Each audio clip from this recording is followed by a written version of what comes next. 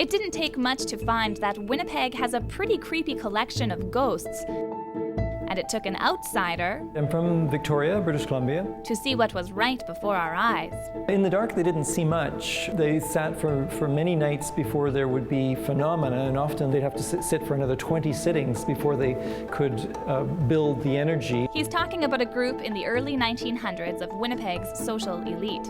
Doctors, lawyers, School teachers, engineers. all brought together by Dr. T.G. Hamilton, a medical doctor interested in the phenomena surrounding the Hamilton family's nanny. They talked about it as an energy that was being accumulated to be able to produce the ectoplasmic phenomena. When the photograph was actually taken, the circle members would see, just vaguely, they could see that there was something there, which was borne out when Dr. Hamilton developed the photographs in his darkroom afterwards. The flash from the camera would briefly illuminate the ectoplasm. Ecto is exterior, plasm is substance. It's a substance put out by the medium's body. But in this case, mediumship spread.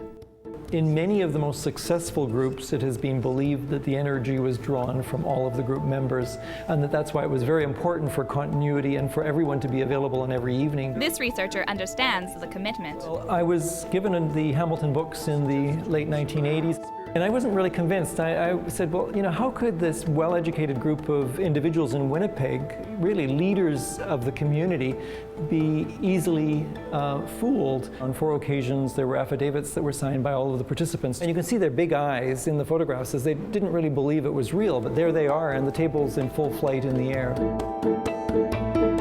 After 16 years of experiments, Dr. Hamilton concluded that the only explanation was life after death. And after 20 years on the subject, that ultimately convinced me that there wasn't any fraud involved, that the phenomena, certainly the table levitation phenomena, I'm absolutely convinced that those are real. It's a human energy. I don't think it has anything to do with spirit necessarily. It's a group human energy phenomena where a group gets together, focuses its intent, tables can move. Notes on the seance were documented with each sitting, but we may never truly understand what happened those nights.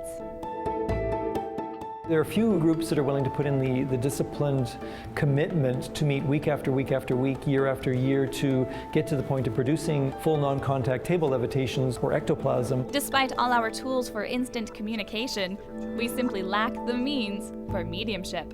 For Shaw TV, I'm Kim Kaschor.